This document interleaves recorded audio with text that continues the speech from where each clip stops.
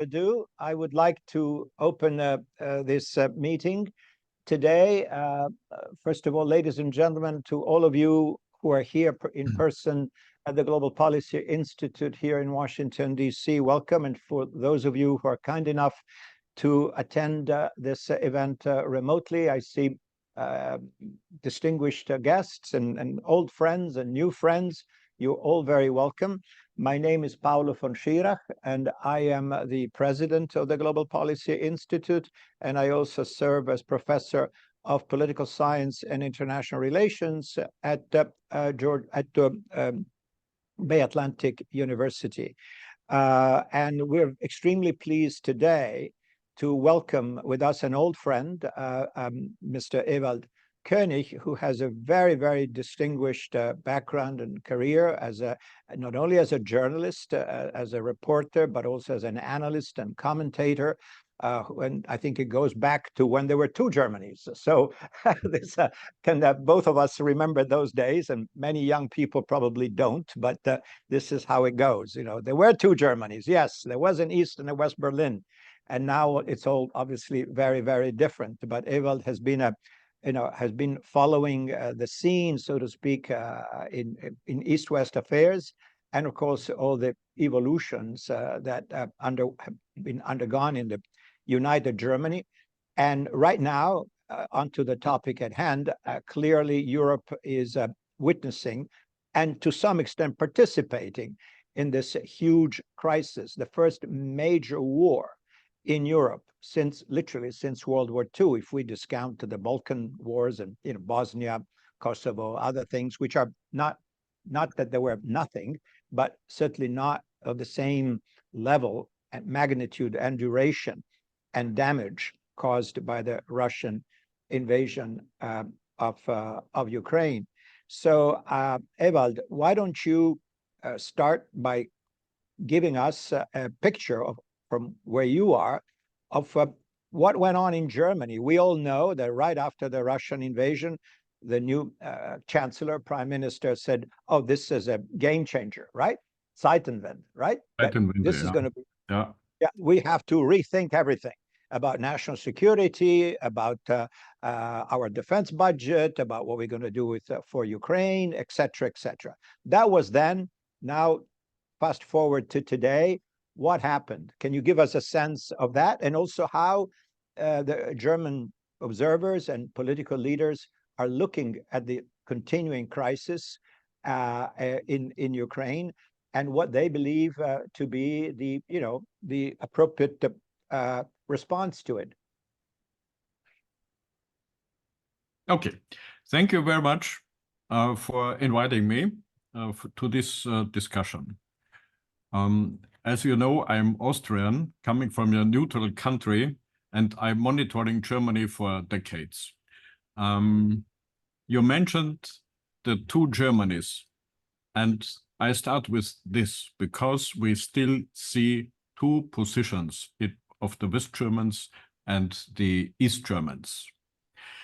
And usually East Germans and West Germans still have problems together or against each other, but the East Germans often have problems against themselves, each other. So that means most of the East Germans who have experienced the Soviet Union and Russia lifestyle, they are afraid of new experiences if it happens that Russia will have more aggression against other East European countries or even EU countries or NATO members like the Baltics or Poland or Bulgaria, or not EU members, not yet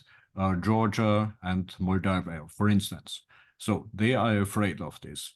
But if you ask people in East Germany, they often are so tired and fed up with their living. Therefore, so many of them are voting the right right-wing extremists, the AfD, which means Alternative für Deutschland, Alternative for Germany, which is a right-wing party. And although the East German states have the better infrastructure than the West German states have, many of them still think everything what we have here is, I'm sorry for this word, but I quote it literally, is shit. And it was even better when the Russians were our friends or our big neighbors and were responsible for our life in GDR times. So this is the position of the Germans in East Germany. Generally, the Germans have a reluctant position according to Chancellor Scholz. Olaf Scholz is the German federal chancellor, and he is reluctant when you see now to deliver Taurus, this cruise missile. The interesting thing is he's governing a coalition with 3 partners. He is head of the, he is governing for the SPD, for Social Democrats, and the other 2 partners are the Liberals and the Green Party. Both coalition partners, the Greens and the Liberals, are against him in this position. They want to deliver Taurus to Ukraine. And of course, the opposition, very heavy. They want, so the CDU, the conservatives, want to deliver Taurus to Ukraine to help them to maybe not to win the war, but to end the war. Explain a little bit for those of us who are not informed. What is that? That's a missile system, correct? Yeah, what is it's it? a cruise Why missile. is it so critically The important? problem with Taurus is it's very effective. It has a range of 500 kilometers. That means it could be used against Russian targets, not only to defend Ukraine herself, but also to be aggressive in Russia. Therefore, Chancellor Scholz is afraid of the Russians, that they see Germany as a part in the war, as a partner in the war. Belligerent, yeah. A belligerent country, yes. Yes, and this is the one problem, and the other problem is that he argues if we deliver Taurus, then they need German soldiers to learn it or to have services and to keep it. Yeah, that means German soldiers in Ukraine and Germany would be part of the war. And this is an open end. These are the 2 reasons why Scholz does not want to deliver Taurus. And again, he confirmed that he will not do it, although many other politicians in Germany want it. So the Germans generally are more or less tired of this war, because the solidarity was very big for a very long time. There are so many Ukraine refugees that came to Germany. You must know in... How many? Many, if I may ask? Because we know most of them went to Poland, but those in Germany, how many are there approximately? So in the entire European Union, we have more than 4 million refugees coming from Ukraine. In Poland, there are nearly 1 million, so more than 900,000 refugees. And in Germany, there are 150,000, so more than 1 million. And many of them want to go back to Ukraine if it is possible. Most of them, I think most of them, will stay in Germany and try to find a job and to work. They are not handled as refugees, like refugees coming from the Middle East or other countries, but they are privileged. They get a lot of social benefits from the very beginning, and therefore many people see it as a pull factor, that they have a so-called social tourism, which is a very bad position, but in some cases it is true. Yeah. Because the living standard between Ukraine and Germany is very, very different. In Germany, very high, and therefore also the social benefits are very high, not in Ukraine. So, as I mentioned, the Germans are more and more tired of this war because you deliver a lot of weapons and ammunition and know-how and also financial aid and everything. And on the other hand, they don't see any chance to find an end of this war. There is a war of attrition for a long time, a very bitter war of attrition. And without big success of the Russian side and also no big success from the Ukraine side. If the new support from the USA with this $61 billion will change, I don't know. It will take time until they have it. So we have a lot of discussions. What can politicians and diplomats and military do to stop the war? They say yeah. Let me ask you this. Thank you for this picture, and again, which provides some kind of a granularity as to the divergent or different strands of public opinion in Germany. And obviously, yes, obviously you're teaching us that there's still an East Germany and a West Germany, despite everything, despite reunification. But my question is this: military analysts, at least here on this side of the Atlantic, opine that for Ukraine to win the war, if by winning the war we mean driving the Russians away from all occupied territories in Donbass and Crimea, that would require an enormous increase of armaments for Ukraine. You need to have a, how can I say, a combined forces operation that would have mechanized forces, air support, missiles, artillery, all that stuff. Certainly, that's not in the $60 billion package. The way it's been painted here, the $60 billion package belatedly passed by the US Congress just a few days ago, is just to hold the line, to allow Ukraine to survive, which again, as you said, it's not an ideal situation. For Ukraine to win, the increase would have to be massive. Forget about 60 billion. We're talking about 200 billion, a lot more. And I don't see the appetite for that politically here in the US, but so in Germany, from where your observation, you see people say, can we find an end to this? Can we negotiate something that it's like a whatever, a ceasefire? And of course, if you ask the Ukrainians, they would say, wait a minute, that means the Russians stay where they are. Essentially means that somehow we capitulate. Maybe they don't advance, but we lost about 20% of our sovereign territory simply because you guys, Europeans and Americans, are fed up and don't want to help us anymore. And so you tell us to cut an arm to save the body or something like that. Is that more or less the kind of the emerging consensus? In other words, forget about lethal aid, and you gave the example of these missiles. That would really make a difference in the battlefield.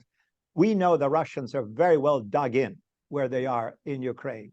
To drive them out, it would require a force that the Ukrainians don't have and won't begin to have unless aid is dramatically increased. If that doesn't happen, then based on what you see of the positions of the Germany's political leaders and others, in neighboring countries, EU, NATO, that's the position is, let's stop this thing and let's convince the Ukrainians to accept losses? Is that more or less where we headed politically? This is one option in the discussions. The discussions have no end. That means nobody knows what happens in the future. Would it be good for the Ukraine to forget these 20% that you mentioned of the sovereign territory? Or would it be good for the West to accept it as a frozen conflict? But in this case, it is a success for Putin, for Vladimir Putin, and it will make him more appetite. I think most of the people are convinced of this.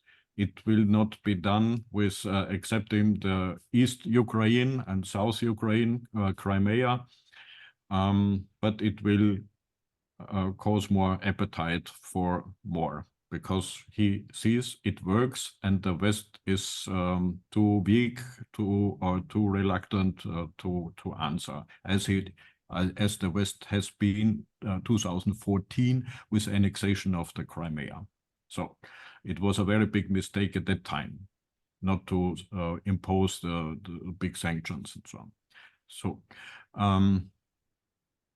the other thing is to force the two parties for negotiations. And this is in a moment an illusion, because Putin will never accept negotiations in a moment unless he is really in problems. He's facing real problems. And in the moment, this is not the case. He doesn't care about the losses, human lives and so, doesn't care. And he is not only fighting against soldiers in Ukraine, but also killing many civilians, and also killing and destroying the infrastructure. A big part of the energy infrastructure is destroyed. And we have seen in the East Ukraine, he had started to reconstruct some parts of the cities very quickly, and opened it a short time ago. So it's like a new territory of Russia already by the facts. Yeah.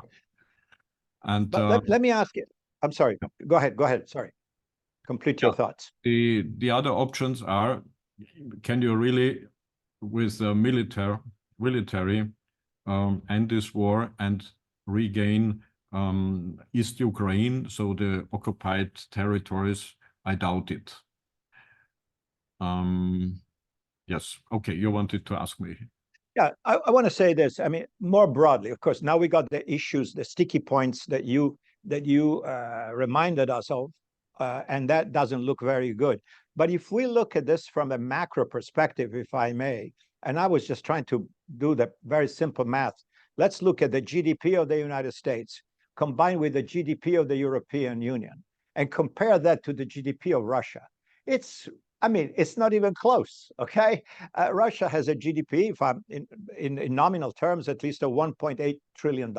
We know where the money comes from their ability, regrettably, to be able to continue to sell oil and gas despite the sanctions, because you got willing buyers, India, many other countries, and whatnot, and other precious important materials, nickel and what have you. But still, the combined wealth of Europe and America is, I wouldn't say 10 times as much, but very close. And we are still struggling as NATO countries to meet the symbolic threshold of 2%, right, of GDP spent on defense. And that looks like a superhuman effort. Like, oh my God, what do you ask us to do? 2%? Isn't that incredible? And here, even here in the United States, we are a little bit above 3%, which is better, but it's hardly wow. It's a lot of money in absolute terms, but as a percentage of America's wealth, in the Cold War, we used to spend 6%, 7% of GDP on defense, and nobody said anything. And now it looks like this is too much money. We should spend it on healthcare, on education. You know, these debates, very common in Western democracies. Again, and I go back here to what the chancellor said right after the Russian attack. Say, this is a new ball game. We have to change everything. Did any of that stick? Or, we're doing a little bit here, a little bit there.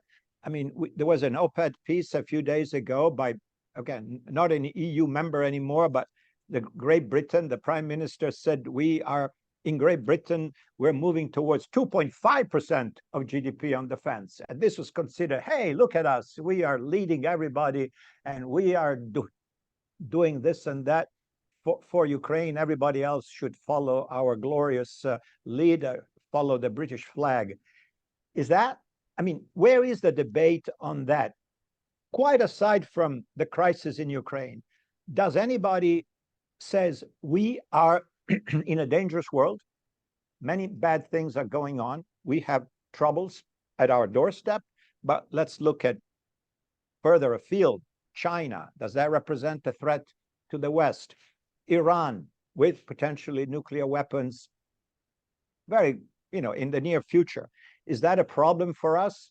Or we Europeans, we're peace-loving nations, we're quiet, we don't bother anybody. Why should anybody bother us? Is that more or less the kind of informal consensus? Or are people saying, no, we really have to do something, and, you know, we need to create, as President Macron has said, I'm sure you're very well aware of this, we have to create a European defense mechanism with standing forces, all that stuff. I'm sure you know these debates very well.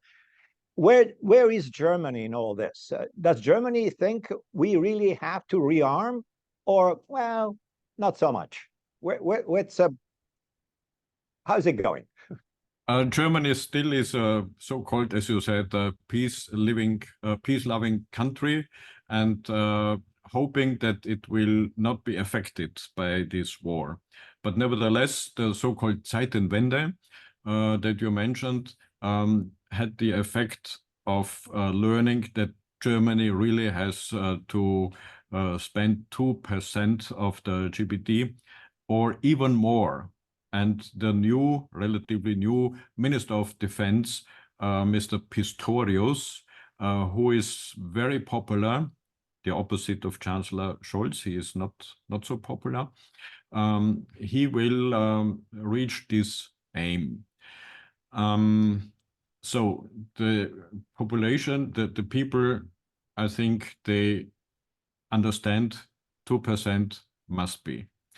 It's very funny that many people who always were against war, against delivery of weapons and ammunition, the Green Party, they are very harsh in favor of delivering and supporting the Ukraine. It's really unbelievable. You couldn't imagine this 2 years ago. Yeah. So this target with the 2% is one of the effects that Putin has reached with his aggression, and many other points. The 2% in Germany. Then Sweden and Finland joined NATO. Unbelievable 2 years ago. This is an effect of Putin's aggression. And yeah, and a very strong attitude against Russians in the Baltics, very strong in the Baltics and also in Poland. And this shows that there are different positions within the European Union. They are not so homogeneous as it should be, because, for instance, Hungary and now also Slovakia, they are relatively friendly to Putin and to Russia, and they also hesitated very long time to cut the energy delivery from Russia. It took very long time until they decided also to reduce it. And another effect is that the sanctions coming, so imposed by the Western countries against Russia, are showing some effects, but we still do not know if the damage is more harmful for the Western countries themselves or for Russia. We see that, for instance, Russia asked North Korea for weapons and for ammunition, yeah, and North Korea is delivering. That is, for North Korea, it's quite interesting. They can prove their weapons. They can earn a lot of money that they need, and it shows that North Korea is not really planning a war in the Korean Peninsula, because if you plan a war, then you don't sell your weapons and ammunition, and analysts think that Russia is facing problems already. Otherwise, they wouldn't buy weapons from a country that has the most heavy sanctions by UN to buy these weapons. Let me ask you this again. This is really guesswork, but I think you already indicated something like that in earlier remarks. Is the consensus in Germany and elsewhere in Europe, as you can find out, that Putin has staying power? Essentially, he controls the country, he runs a police state quite effectively, and he can go on and on. No matter what, he can afford to lose people. He emptied the prisons, as we know all that stuff. And he has turned Russia into a war economy. And even though catastrophic mistakes we know were made at the beginning, blunders with enormous losses of people and material and what have you, but they say, hey, no problem. We can continue going and going and going to no end. Is that the consensus? That, in other words, there will be no inflection point. There will be no point in which Russia says, wait a minute, we can't afford all this. This is too expensive for us. For me, Putin, I may be thrown out of power if things don't improve substantially.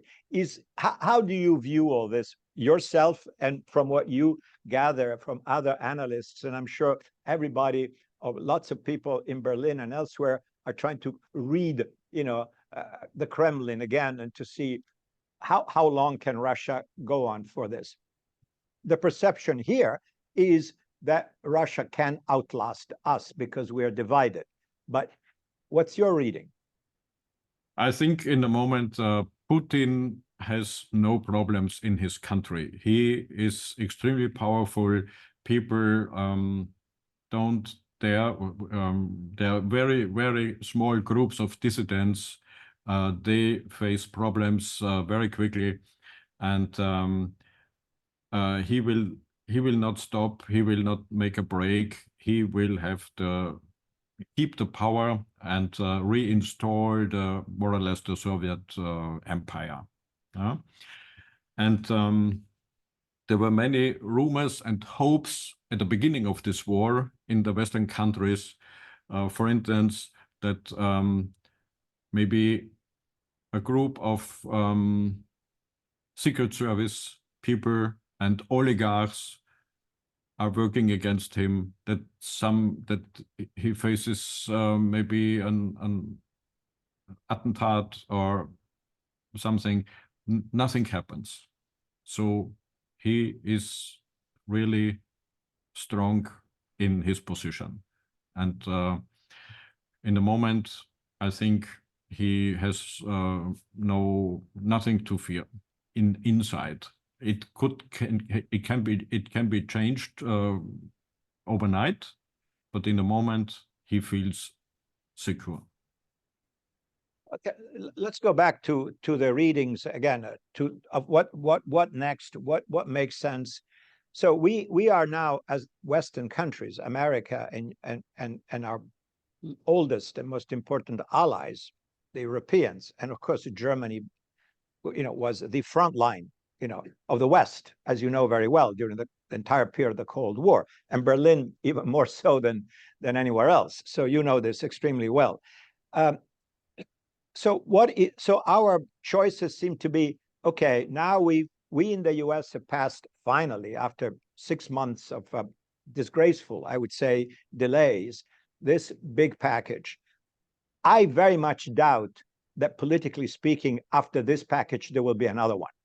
I very much doubt that.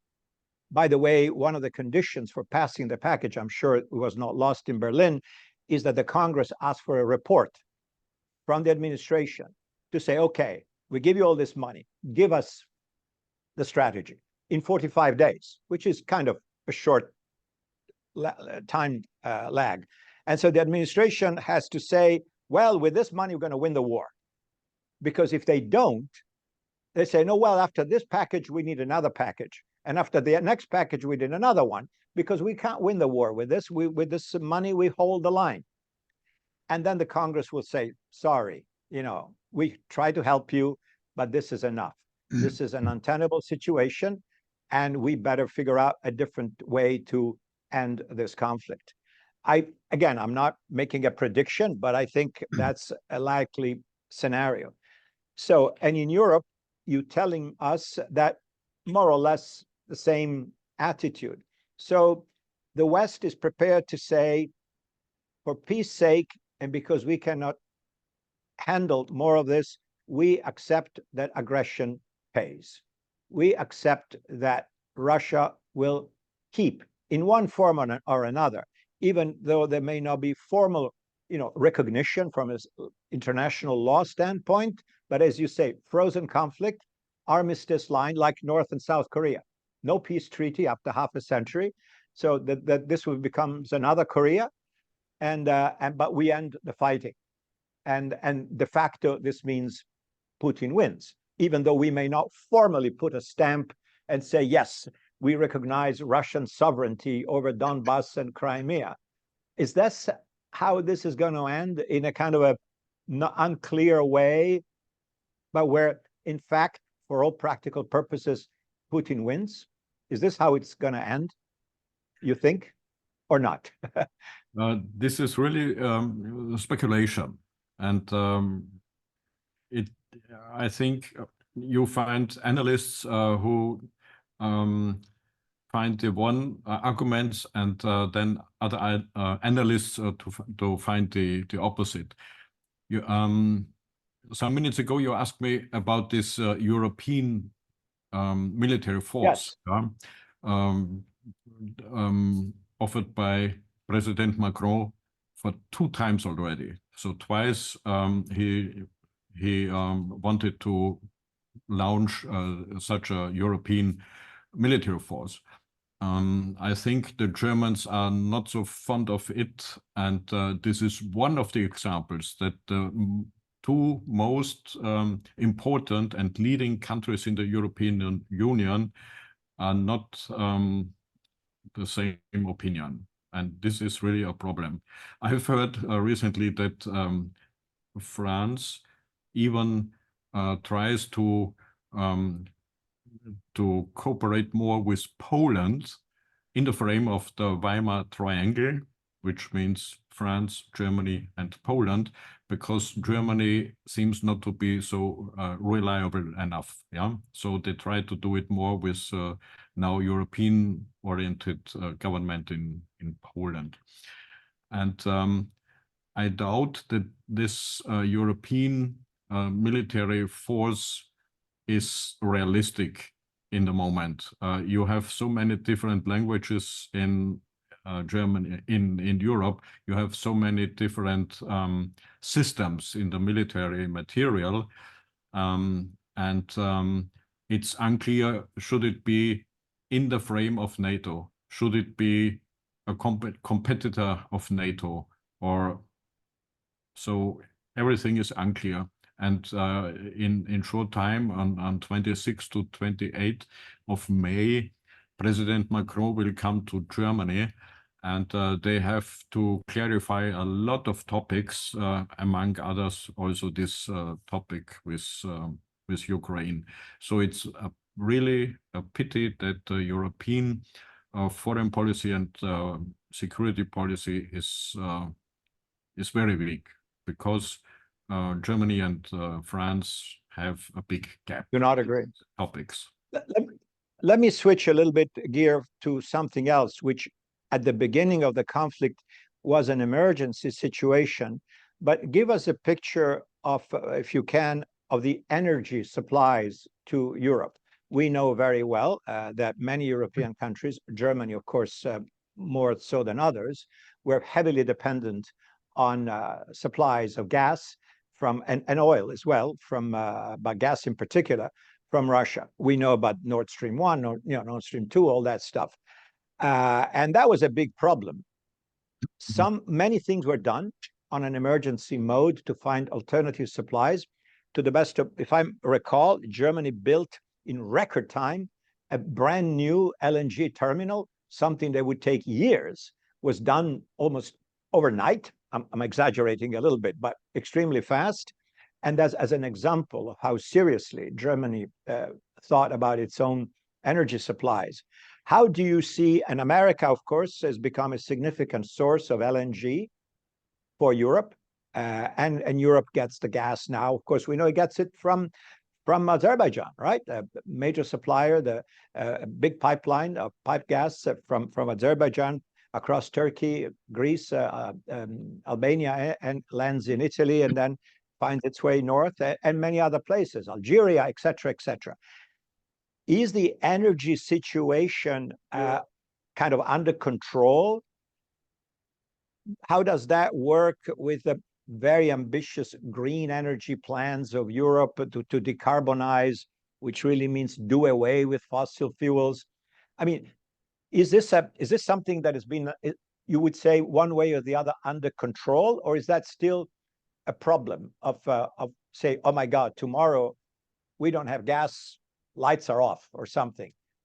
How, from a German standpoint, a more broader European standpoint, how do you see that, Gewald? Officially, the situation with the energy is under control. But behind the stage, you hear that it is not really the fact. So there are still many problems. It is true the LNG terminals were made in very quick and un-German time. And it will be helpful for a longer transition phase of energy supply. The other thing is they boosted the renewables, and but this is limited. And the third thing is Germany has no nuclear power anymore for a couple of years, and stopped recently the very last ones, but has to import electricity, for instance, from France, which comes from nuclear plants. So this is some funny thing. And the prices, the costs of energy were extremely high in the very beginning. And now they are still very high, but better than in the beginning. People are not so nervous to save light and energy. But it is still a problem for foreign investors or for big German companies who are very heavy energy consuming, like steel or chemistry companies. They prefer to invest in the USA, where it is much more cheaper. They have to, because it's killing them in Germany. So the energy problem is now not so aware for the Germans, because it works. There is energy here. You don't have dark holes. But on long term and mid term, they still have to do a lot. And I see still the funny photo where the Minister for Economic and Climate Affairs, Mr. Habeck from the Green Party, went to Qatar, which is criticized for human rights problems seen from the German, especially from the Green Party perspective. and the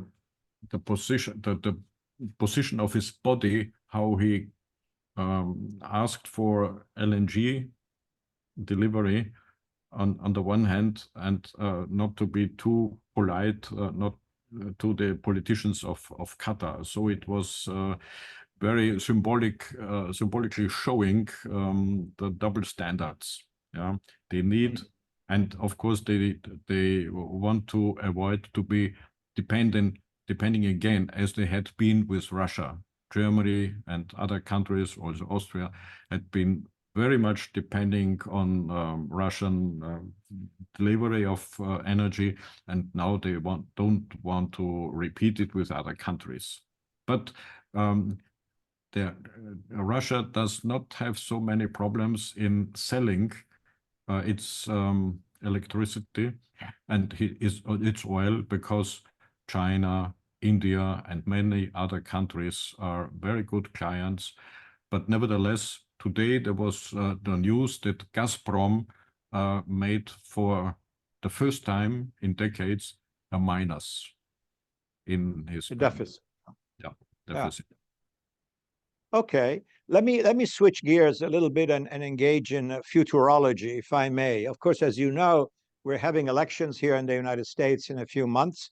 The situation is rather unclear, and notwithstanding, his legal problems, candidate, the now semi-official candidate of the Republican Party, Mr. Trump, is there, and who knows?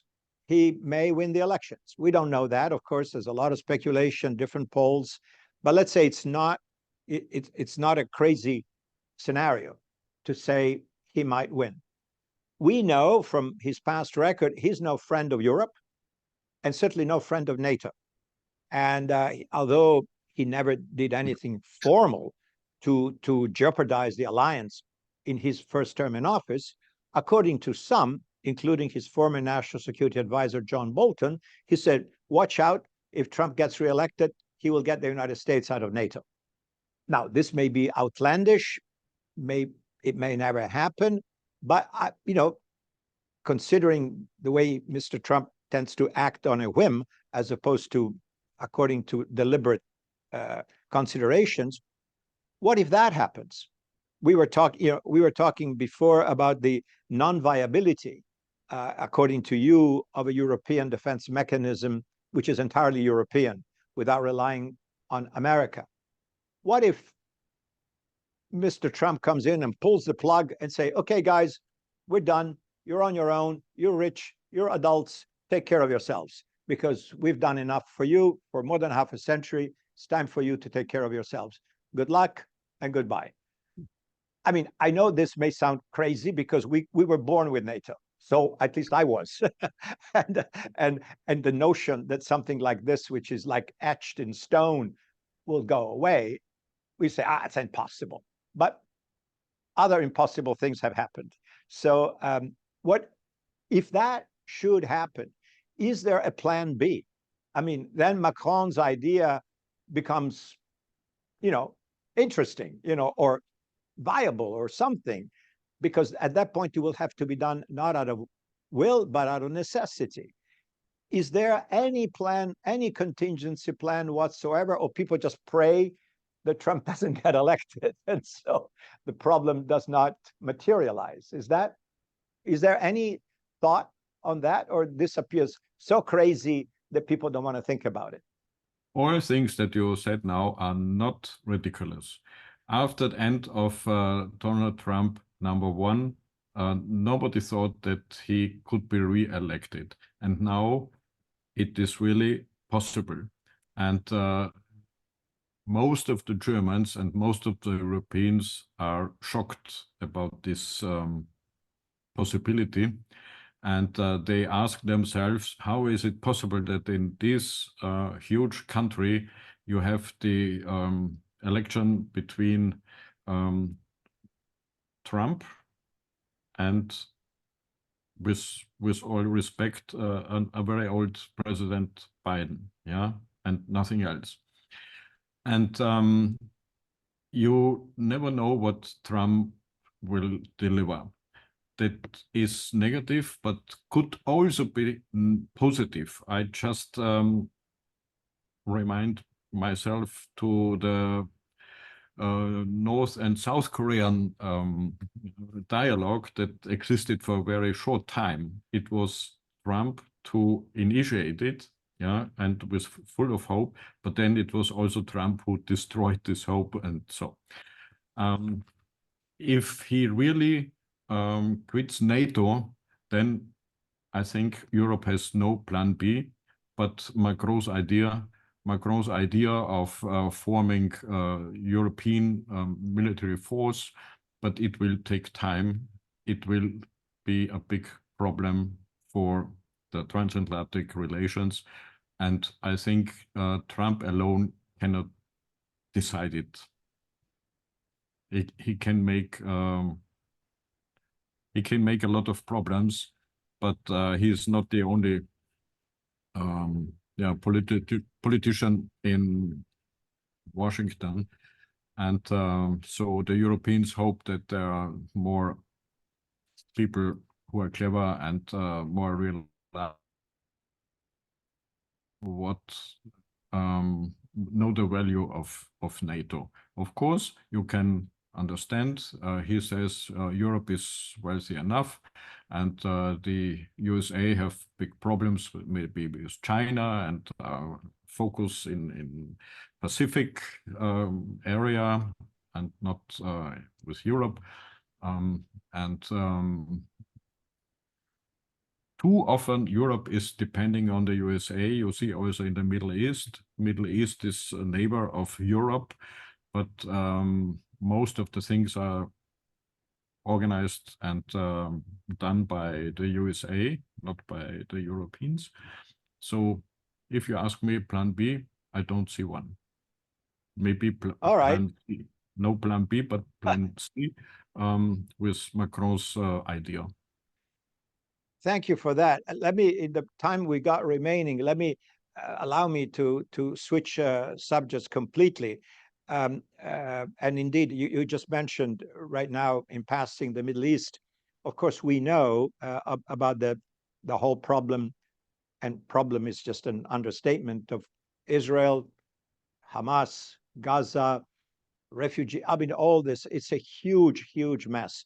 Of course, it has created an enormous domestic crisis here in the United States. I'm sure you get the news about university protests that have gone on here in the US for weeks, with some of them turning a bit ugly.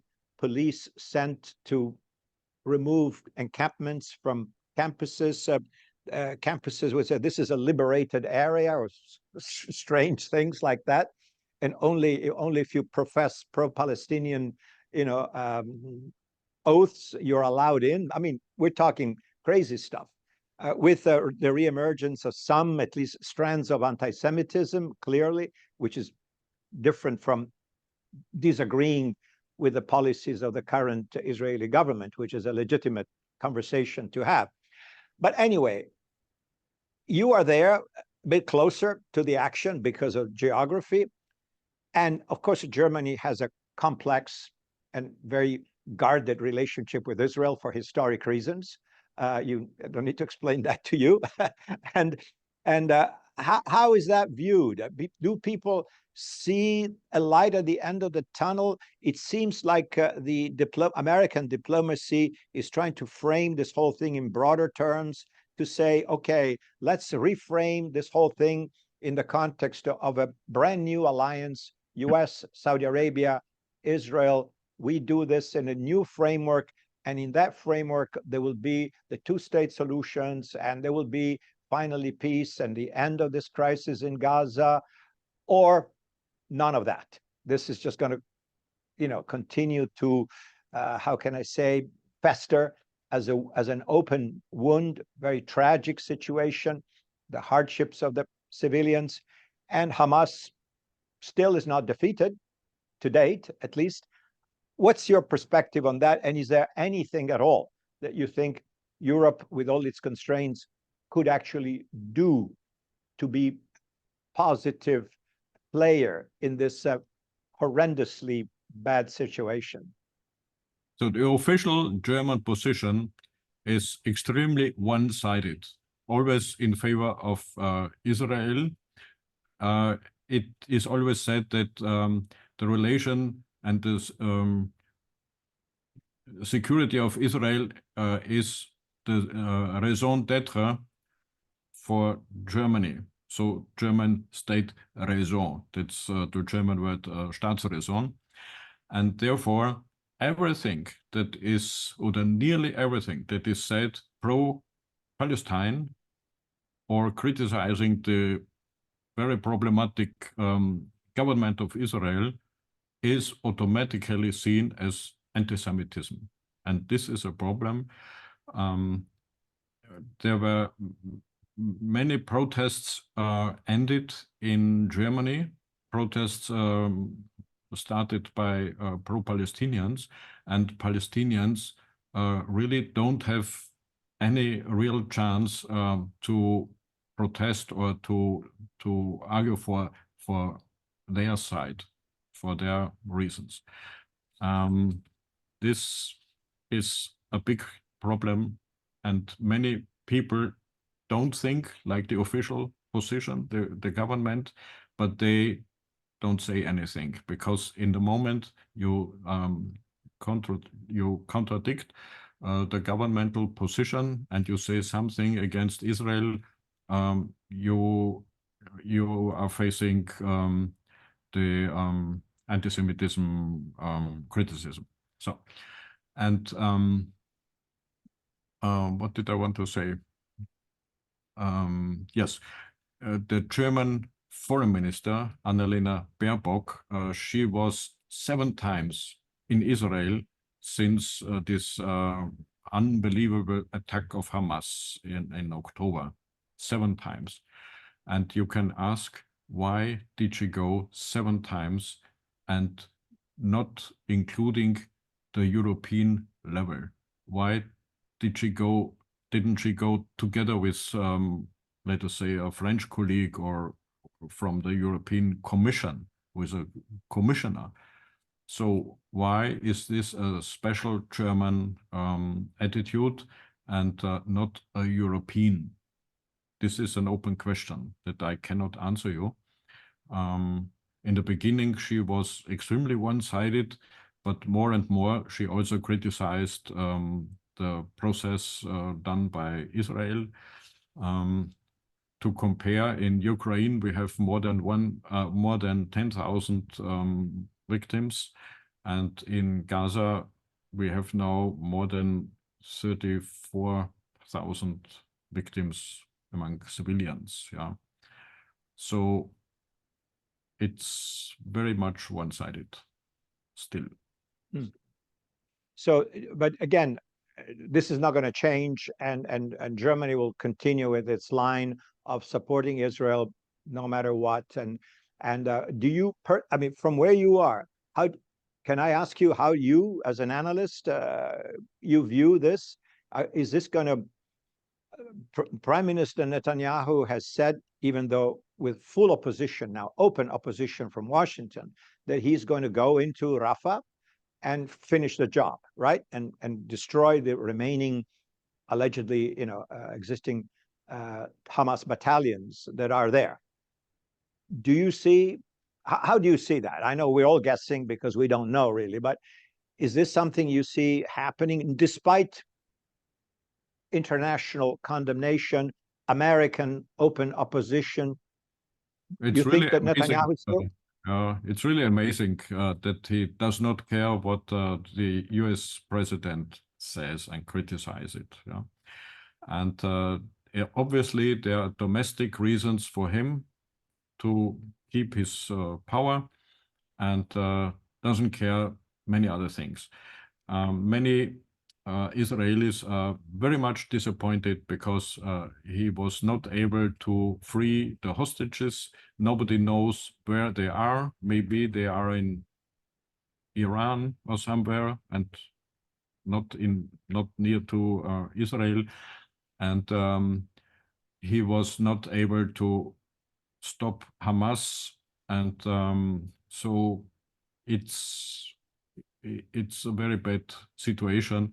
And when you see the Gaza Strip, I think there will be some revenge. And for generations, the damage is very big.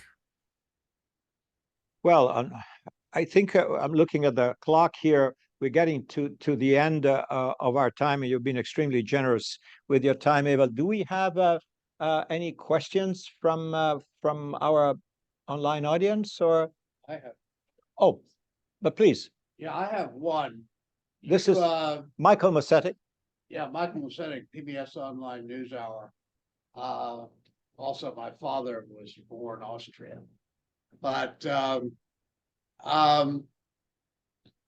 your fellow analyst, Sylvie Kaufman of Le Monde, you may know her personally. And she's just done this new book, Les Aveugles, The Blind, talking about the inability of both Germany and France to deal with Putin. But she coined an aphorism that's getting quite a bit of currency. The German policy towards Russia is based on 3 pillars: fear, guilt, and greed. You very strongly covered the first 2. I want to get to one aspect, just one tiny example of the greed part. And what kind of reaction has there been to the chancellor's visit to China? You know, the same as Merkel taking a bunch of business executives with him, despite the fact that China is a key ally of Russia in the Ukraine. Does he really think that you can do business as usual with China in these current circumstances? Well, the Germans don't have the same position as the USA vis-a-vis China. They see China, of course, as an economic rival, but not as an enemy, And of course, Scholz needs China for delivery of many goods. And there was a big discussion of decoupling in the beginning. Then it was reduced to de-risking. And now you can say it's something like re-risking, because the economic relations with China are so huge that you cannot cut these relations. Scholz was criticized to be very weak vis-a-vis China, and maybe Angela Merkel, his predecessor, was very often in China and had a better relation. But again, here I miss the common European comprehensive approach vis-a-vis China.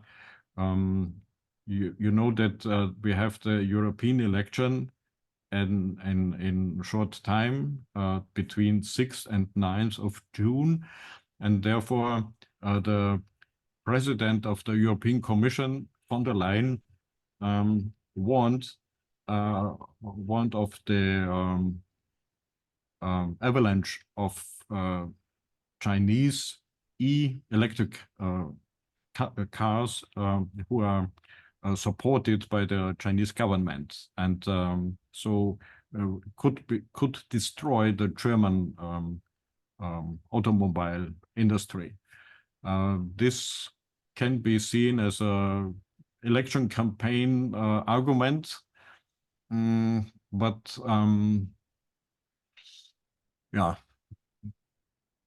altogether, China is a problem for many Europeans, also with espionage and with many things.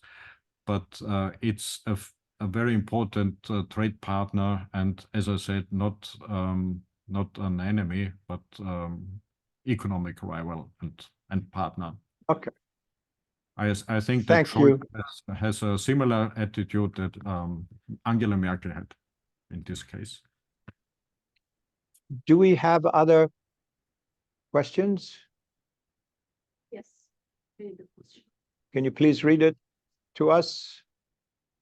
Do you think that Istanbul peace negotiations of 2022 would have stopped the conflict in Ukraine in favor of the West in terms of Ukraine becoming natural state and giving up eastern regions? Talking about the Istanbul efforts to mediate between Ukraine and Russia. If you think, Ewald, I don't know if you heard the question, that had there been more confidence in that process mediated by Turkey, things could have evolved in a better way? I think these chances are gone. Turkey is not anymore in the position to be a mediator.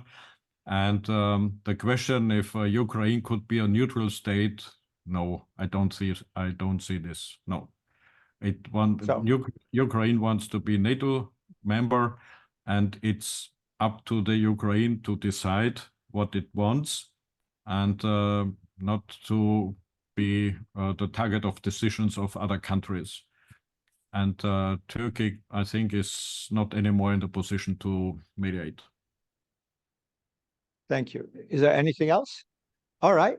Well, I think we have reached more or less the end of the time allocated to us. Ewald, we're really, really grateful to you being with us again. You're an old friend. I appreciate your time and your giving us your wisdom and understanding of what are admittedly extremely complicated issues. Let's hope that the future looks a little brighter than what we have right now. That when we meet again, we still have NATO. That will be they will be with us, and we will all be part of it, and that this horrible war somehow will come to a good end, even though we all kind of have expressed our skepticism today. So once again, many thanks indeed, and talk soon. Okay, Ewald? Thank you. Danke vielmals. Danke. Bye-bye. Okay, bye-bye. Thank you. Bye-bye.